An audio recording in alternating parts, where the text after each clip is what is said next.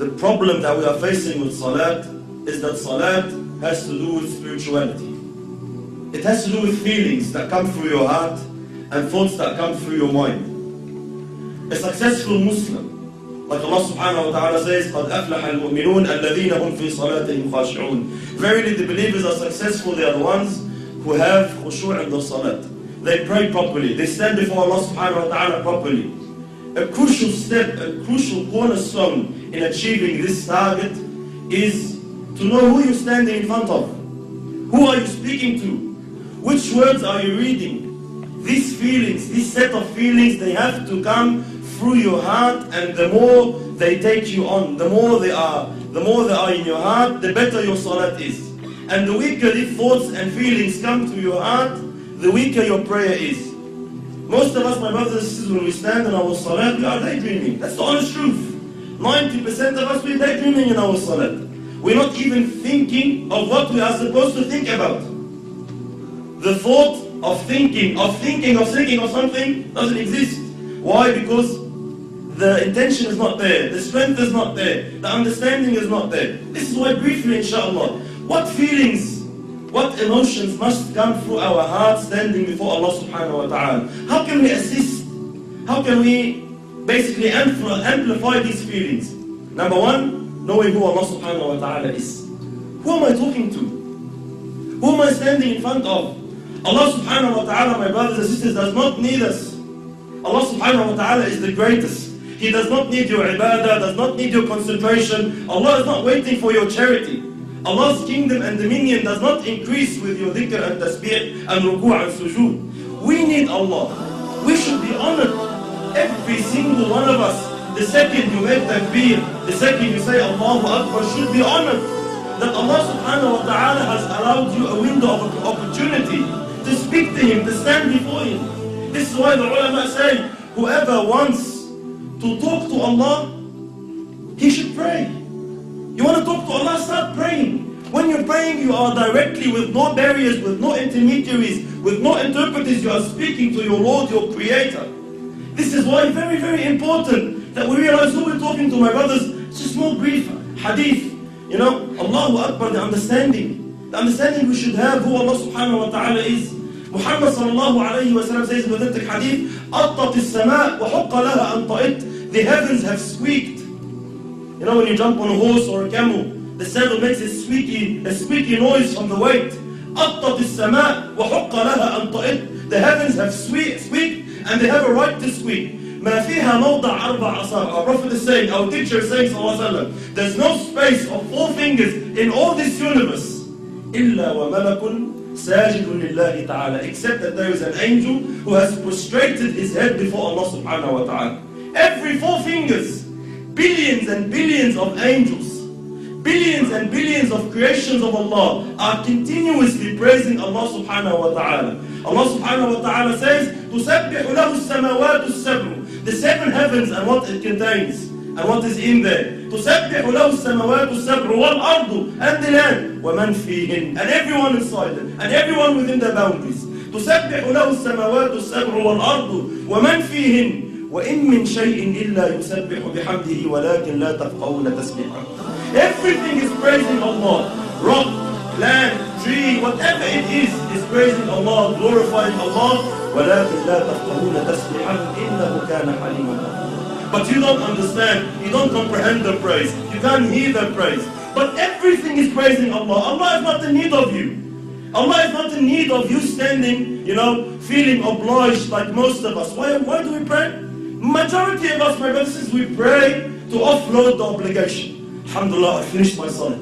If you come and stand before Allah with this intention, are you unaware that Allah subhanahu wa ta'ala knows exactly what is going through your heart at that stage? When you come and say, I just want to get dhuhr over and done with. These feelings that come to us, we don't say them in public. No one comes and says, Allah, khalasna, let's pray. No one says that. No one says to his mate, get over and done with, khalasna. We say, let's go pray over in my heart. Please, let's go over and done with. This feeling that I'm praying just to offload the burden of salat is not the right feeling you should have. You should be honored, my brothers and sisters, wallahi, in issues of dunya. When we deal in our dunya here, with human beings like us.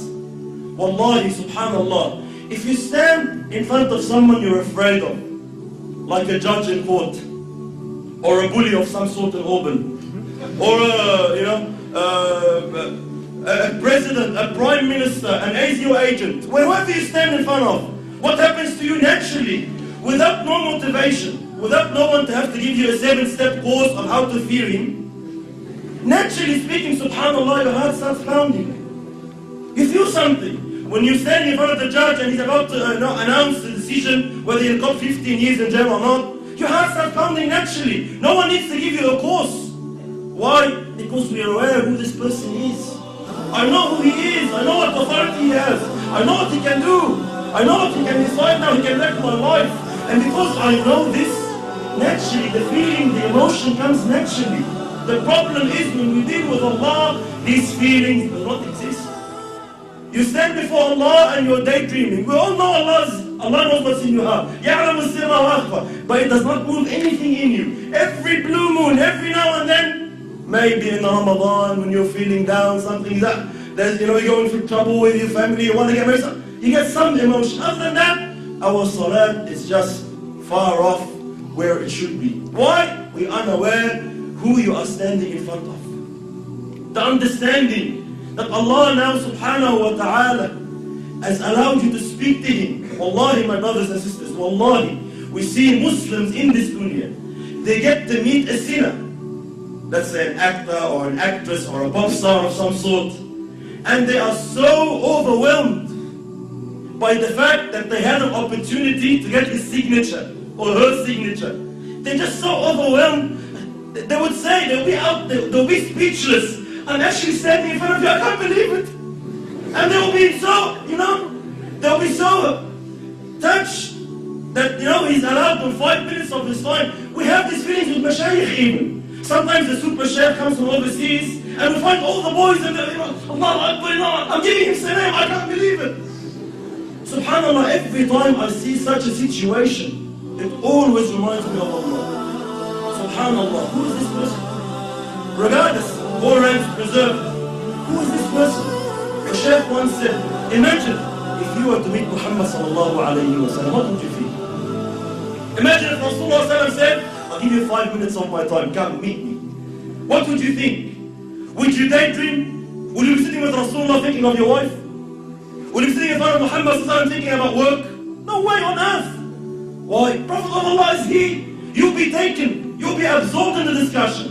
But subhanallah, we stand before Allah every day 5 times daydreaming. Why? We are unaware who Allah subhanahu wa ta'ala is. And how patient is Allah? How merciful is Allah subhanahu wa ta'ala, my brothers? Imagine Allah subhanahu wa ta'ala knowing, seeing what's in your heart. He gave you everything. He gave you the wife you're busy with. He gave you the husband you're busy with. He gave you the job you're thinking of. He gave you everything you're thinking about that's distracting you from Him. And He knows that, and He is patient with you. He is Halim subhanahu wa ta'ala. He still accepts you. He still allows you.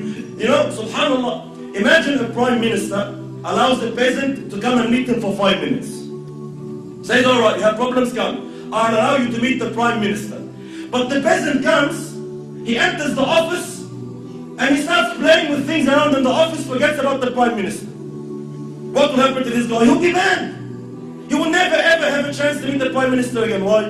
You're an idiot. We allowed you the chance, we opened the door for you, and you don't want to present your situation. You don't want to say anything. You get busy with something else. Why did you come? Likewise, imagine Allah subhanahu wa ta'ala, the King of Kings, 5 times a day allows you an opportunity to speak to Him, to complain to Him, to beg of Him, to ask of Him, and you are daydreaming. And Allah subhanahu wa ta'ala still allows you. Allah doesn't ban you. Allah doesn't say, this guy is disrespectful. No, Allah is patient. Allah waits subhanahu wa ta'ala. You will understand. You will come back. So very, very important. Step on who Allah subhanahu wa ta'ala is.